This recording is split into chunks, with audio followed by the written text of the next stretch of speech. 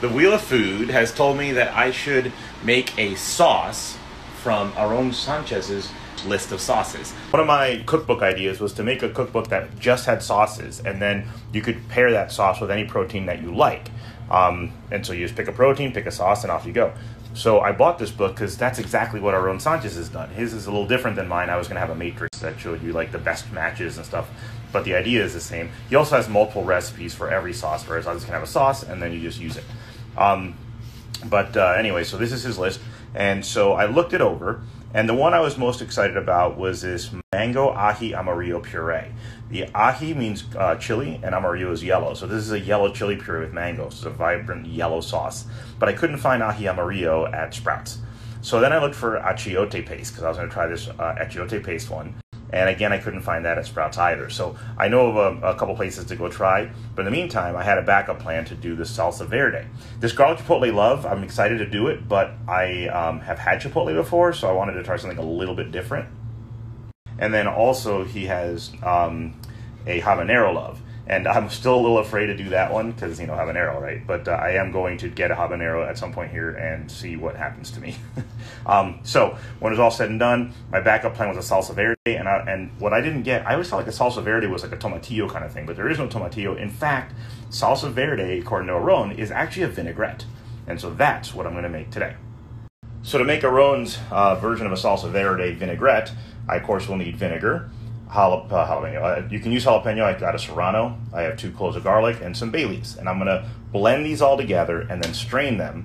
And that'll be the first part of the sauce. Then I'm going to take oregano, some parsley, and some basil. Sorry, I said basil. Cilantro. And I'm going to chop those up, quarter cup, 2 tablespoons of this.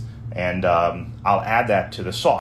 But I won't puree that, right? Because it's the vinaigrette. So you want the herbs to be, chopped up, not pureed.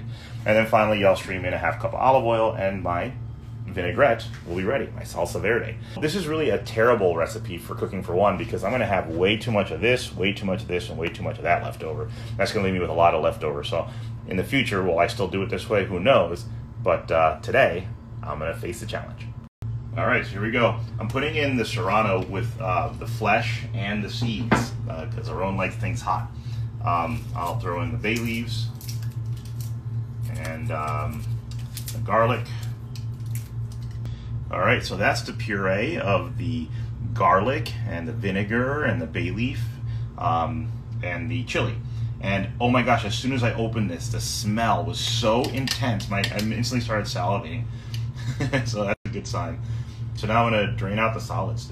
That's so bad. Look at all that great solids left behind. I'm gonna save that and see if that's edible in something, because there's no way I'm throwing that away.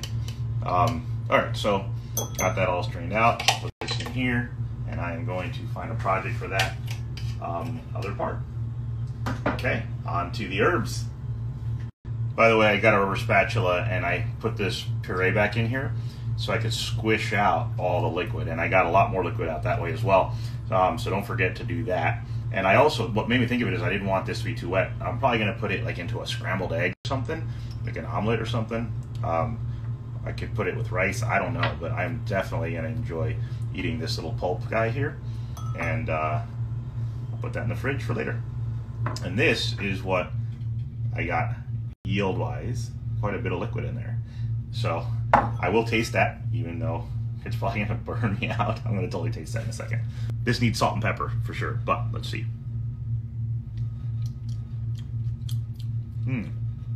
Definitely spicy, bright, citrus, vinegary, citrusy, right? But it's vinegar. It's almost like the serrano made the vinegar taste more citrusy than vinegary. This is going to be a good base for whatever comes next. The oregano is chopped up, and it's so fragrant. It's a lot of there's a lot of flavor in here, and it can be kind of bitter. So I'm only using 2 tablespoons of the oregano, whereas we're going to use 4 tablespoons or a quarter cup of cilantro and the parsley. So step 1, got 2 more things. I have everything in here. It's quite a lot of herbs. And I'm just stirring that up just to get the vinegar and spices all kind of soaked in there. I'm gonna have to do the oil next. It really does seem very solid. There's like no liquid, all the liquid got absorbed. We need a half cup of oil. And don't forget salt and pepper. Always salt and pepper. So I just smelled the vinegar with the very spicy vinegar with the 3 herbs, and the herbs smell more herbaceous now that they're in that vinegar. It's pretty wild how it opened up the smells, the aromas. And now I'm going to drizzle in the olive oil, a half cup, to make it into a vinaigrette. And that'll be it, other than the salt and pepper. Notice I'm using olive oil and not extra virgin olive oil, right? So that's Arrón's recipe, and I get it. Extra virgin, if you don't know the difference, it just tastes more olivey. If you didn't know that, just taste them both and you'll realize the extra virgin has a much more olivey flavor. The regular seems to taste a lot more mild. And you know, this is a Mexican thing. He often uses canola oil as well, so I think he just likes the milder flavor so that the herbs and the chili pepper can really stand out. So, all right, getting this all mixed together, and we have ourselves Salsa Verde Arrón Sánchez style. Salsa Verde, which basically is a 4-herb, if you count the bay leaf, 4-herb spicy garlic vinaigrette. What do you do with this? Anything you could do with any vinaigrette. You can use it to marinate meat. You could use it as a finishing sauce. You can put it on a sandwich. You could add it to soup. There's really nothing that you can't do. Take any recipe that you know of and add this. All right, you like a burger? Put this in the grind. Add some on top. Pair it with mayonnaise, nice sour cream, and make it into a creamier sauce. So there you have it. I gave it a little taste, and the oil really tapped down on the heat. I could probably put a second chili in here, but it has got a beautiful little spice to it. So I'm real happy. And now, what should I do with it? The Wheel of Food told me to try it on pork. I just hit my pork with some salt and pepper. And now I'm gonna add some of this on here. And I'm gonna let it sit there, not for long, just for half an hour or so, just to get some flavor in there. And then I'm gonna use the rest of the sauce as a finishing sauce at the end. So it'll be marinated in it a little bit, and it'll be seasoned with it. And that should be good to go. So I'm just gonna flip this over, add a little more marinade, and I should be in great shape. All right, don't forget the salt and pepper. All right. Got that going on. I already put the salt on it before I flipped it. Got the pepper. And now a little more of this. And see you in half an hour. So I'm tossing the green beans in. I just put a little bit of that sauce on there. And then I'm just gonna let these cook on a low heat and see how that fares with that beautiful salsa verde. It occurs to me I could also do that for the potato, right? So here's my oil warming up for the onion, which I'm about to add right now. But I totally could, because it's a vinaigrette. It's very, got a lot of oil in it. I could totally have done that. But this is for the potatoes. We'll get these nice and soft, and we'll put the smashed potatoes right in here with this. And there we go. Well, after 5 minutes, they were not soft enough, so I put them in for 2 extra, so it's been 7 minutes, and let's see. Oh yeah. Oh, whoops. Okay. Well, let's see if I can do the rest better. All right, so here they are, and I have my little process now. Potato on cutting board, squish, and add to the pile. Put it on board, squish. Oh, that one's easy. Oh, look how nice that one came out. I just remembered one technique is you can put chopsticks down to prevent you from over squishing them. But as you can see, I've actually got the rhythm down pretty good now. And these littler ones are a lot easier to squish. So 7 minutes was pretty much perfect for the little ones. Maybe 8 minutes would have been better for the big ones. But as you can see, I have me some multicolor smashed potatoes. And now into the skillet they go.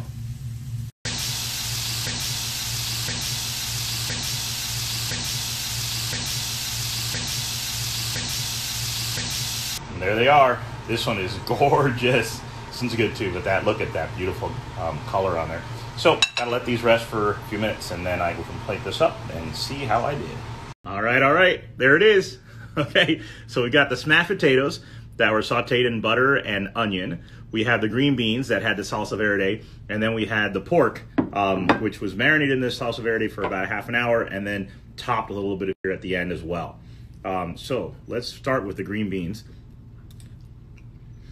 I took them a little bit over. Do you ever turn down the wrong burner? I sometimes do. So the potatoes got turned down and the green beans did not. So they were a lot of fun. So notice you can use it on the green beans, you could use it in the potatoes. I was just running low. My first time making smashed potatoes, they were fun. 7 minutes boiling, smash, and then I gotta say I'm really enjoying the potatoes. They're very different textures. The smaller ones are closer to a mashed potato.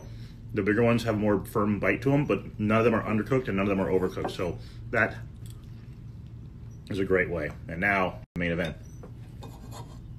Here we go. I'm very excited.